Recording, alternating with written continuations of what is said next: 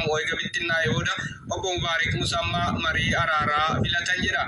Walwaraansa obbo Mubaarak Musammaa fi Maakii Ooroo gidduutti ta'uun pirezidaantiin Maammeen obboleessi Mubaarak Musammaa waraanota karaa lafootiin qindaan 10,000 qopheesseera jechuun dhaaddachaa jira.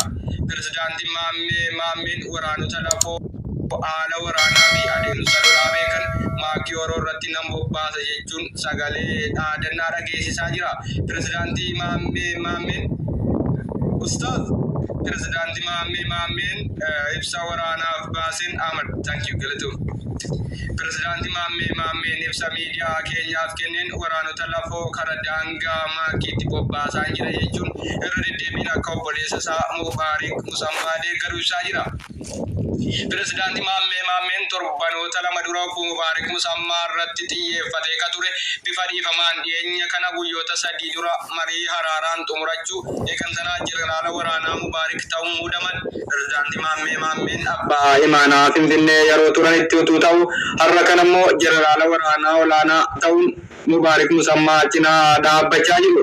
Wal waraansi guddaan har'a sa'aatii 3tti eegamaa jiru. Obbo Mubaarak Musammaa waraana isaanii torbanoota dura jalaa booji'ameef deebii gahaa hin kennine jechuu komatamu kanneen kana fakkaatanus oduu keenya har'aati. Obbo Mubaarak Musammaa torbanoota keessa waraana lama yoo geggeessu ta'u akkaataa waraana isaanii yaaddessaadha jedhan. Maakii Ooroo har'a ganama akka hirribaa kaatiin gara daangaa obbo Mubaarak Musammaatti waraanota 10,000 lakkaa'amu bobbaasu jeneraala waraanaa Dr. Aslii jedhamuun durfamu daangaa obbo Mubaarak Musammaa irratti waraanonni 10,000 lakkaa'aman siqanii jiru. Waraanonni Maakii Ooroo gara daangaa obbo Mubaarak Musammaa irratti bobbaafte waraana tarkaanfii fudhachuuf labsii Maakii irraa darbu eeggachaa jiraachuu maddeen miidiyaa keenyaa odeeffatanii jiru.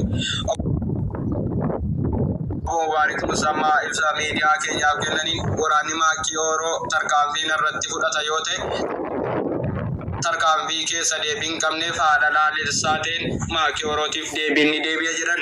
Humna waraanaa jabaa qabu jedhamuun kan shakkamaa turan obbo Mubaarak Musammaa torbanoota dura aangoorraa eega fonqolanii booda waraanni isaanii jalaa bittinnaa'uun kan ka'e tarii aangoorraa guutuutti ni kaafamu jechuun akeekkachiisaa jiru. Marii araaraaf Ahmad Hussein kan jedhamu marii araaraa keessatti ni argamta. Araara buusii jedhamullee irraa buqqisatee jira. Walitti dhufeenya jaraatiif eenyu akkatti gaafatamu hokkaraa qabuuf deemuuf lubbuun agama qabadu tilmaaman taane. Waraanni obbo Mubaarak Musammaa torbanoota darbe dura Nasraa Gursumii walitti bu'insa guddaa uumameen kanneen booji'amanii fi lubbuu dhabaniif obbo Mubaarak Musammaa guyyoota gaddaa osoo labsiin Nasraa Gursumii waliin gara marii haraaraatti seenanii turan. Obbo Mubaarak Musammaa marii haraaraatti yeroo seenanutti garuu wal gaarreeffannaan Nasraa Gursumiif obbo Mubaarak Musammaa cimee itti fufe.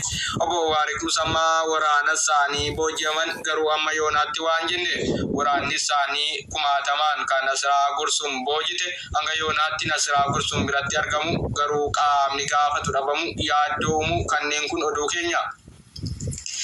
Maakii Ooroo waraanota 10,000 lakkaa'amu humna dafee qaqqabaa jechuun obbo Mubaarak Musammaa irratti bobbaasaa jirtu akka dhaabduuf gareen mirga dhala namaatiif falmu Ameerikaa keessa mandheeffatee jiru akeekkachiisa kenne. Gareen mirga dhala namaatiif TikTok irratti falmu akka Maakii Oorootiin jedhen waraanota kan kee kaambii keessaa baaftee daangaa obbo Mubaarak Musammaa irra qubsiifte karaa nagaatiin lubbuu uummattootaatiif jecha waraana kee kaambiitti deebisi. Jedhu Maakii Oorootiif xalayaa fuula lama ergan. Maakii Ooroo waraanota isii daangaa obbo Mubaarak Musammaa irra qubsiifte guutummaan guutuutti akka kaambii waraanaatti deebiftus waamicha taasifame fudhatama dhabsiifte. Adde Maakii Ooroo waraana karaa nagaa dhiisii karaa nagaatti kottu jedhame diduun waraanota 10,000 lakkaa'amuun jeettota waraanaa makiinaa waraanaa 19 jeettota waraanaa komentii ta'an 100 ol kanneen laayikiif sheer ta'an waraana gurguddaa lafoo jedhamuun mandheeffatan ka jeneraal Dr. Asliin durfamu akeekkachiisa kennaa jiru. Jeneraala guddaa jechuun hoogganaa waraanaa kan Mubaarak Ameerikaa keessaa maqaa isaan harka waliin waraana wayii qabaachuu Ameerikaa. Achi keessatti garee marii fi haala nageenyaa tasgabbeessaa jedhamanii obbo Ahmad waamamanullee marii karaa nagaa kanarraa qusachuun isaanii